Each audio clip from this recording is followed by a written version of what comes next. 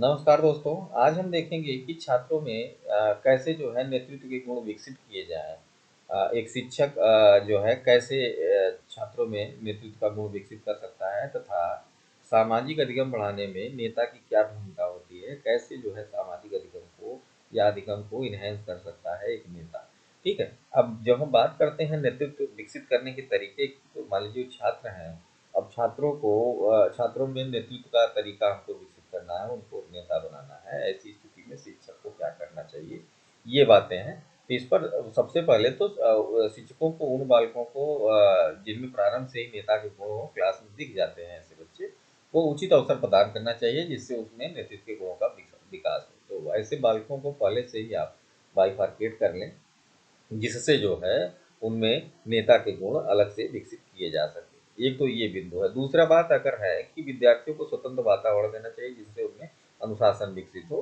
तो ऐसे छात्रों को जो हमेशा जो है एक स्वतंत्र वातावरण देना चाहिए कि जो करके सीखने पर ज़्यादा फोकस करें बच्चे। ऐसी स्थिति में उनमें नेतृत्व का जो है गुण विकसित हो सकता है।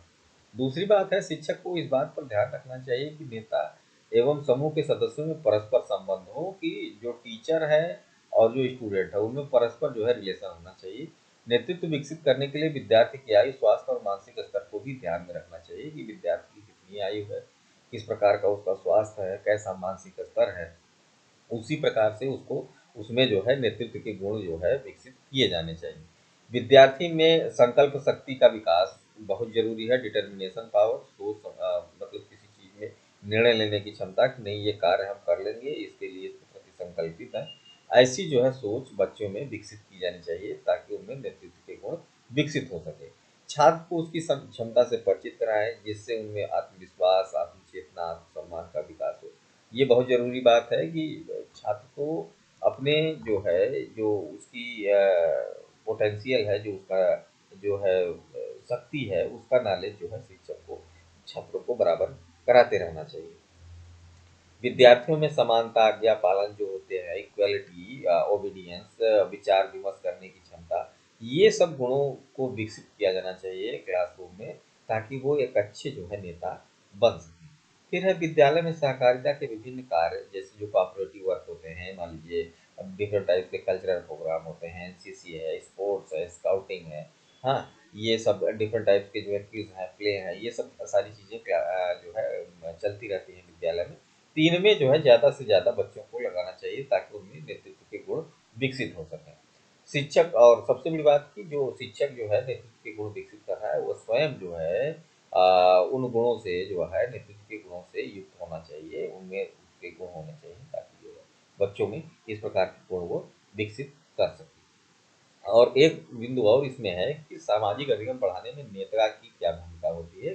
Role of leader in enhancing the social learning. तो मान लीजिए क्लासरूम है, उसमें उस क्लासरूम में टीचर कैसे जो है सामाजिक अधिगम को ज़्यादा बढ़ा सकता है। सामाजिक अधिगम का तात्पर्य यहाँ पर सोशल लर्निंग से है कि एक साथ मिल बैठ कर किसी चीज़ को समझने या जो है अधिगम करने या सीखने की जो है कला, वो कैसे जो है टीचर जो है बच्चों में डेवलप कर सकता है एज इन ए क्लासरूम।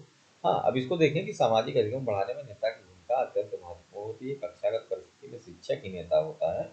शिक्षक को या नेता सामाजिक अधिगम बढ़ाने में निश्चित रूप से मदद कर सकता है। कैसे कर सकता है उसको देखें। तो समूह को प्रेरित करना, तो सबसे बड़ी बात है कि आप जो आपका क्लासरूम है वो समूह है, उसको मोटिवेट करें। कार्य की पहल करना, तो जो टीचर है वो स्वयं कार्य की पहल करे। हाँ, कोई भी कार्य हो उसको शुरू करने से पहले सबसे पहले स्वयं हाथ लगाए, स्वयं से उसकी शुरुआत करके फिर साथ में बच्चों को लगा ले। कक्षा में समूह का निर्माण करना, डिफरेंट टाइप के छोटे छोटे ग्रुप बना दीजिए।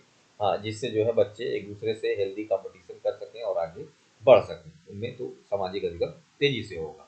छात्रों के व्यक्तित्व का आदर करना, तो प्रत्येक छात्र के जो है जो पर्सनालिटी है उसका आदर करिए, किसी को डांटिए नहीं, मारिए नहीं।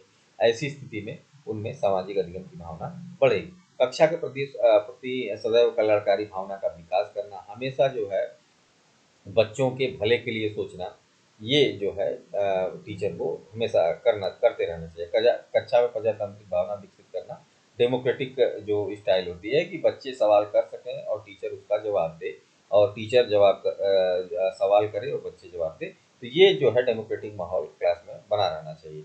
संपूर्ण शिक्षा प्रक्रिया को सरल एवं सुगम बनाना, तो पूरी की पूरी जो शिक्षण प्रक्रिया है उसको सरल सुगम बनाएंगे, जिससे जो है बच्चे आसानी से सीख सकें। फिर है अधिगम प्रक्रिया में खोज एवं अन्वेषण करना। तो जो लर्निंग की प्रोसेस है उसको हमेशा जो है उसमें रिसर्चेज होनी चाहिए कि किस प्रकार से बच्चों को आसानी से सिखाया जा सकता है। अधिगम निरंतर बनाए रखना, हमेशा जो है लर्निंग कंटिन्यूटी चलती रहनी चाहिए। ये नहीं हो कि आज पढ़ा दिया 4 दिन बाद फिर पढ़ाए, बीच का 3 दिन ब्रेक कर दिया, ऐसा नहीं होना चाहिए। हमेशा कंटिन्यूटी बनी बनी रहनी चाहिए। कक्षा में अंतर संबंध विकसित करने के लिए उदारवादी दृष्टिकोण अपनाना। तो जो क्लास है उसमें एक दूसरे से बच्चों का अंतर संबंध विकसित हो, एक दूसरे से बच्चे संबंधित रहें, बातचीत करें। ऐसे लिए जो है इसके लिए आपको बहुत ही लिबरल बनना पड़ेगा, तब जो है सामाजिक अधिगम आपकी क्लास में तेजी से होगा। ये कुछ बातें हैं। Thank you very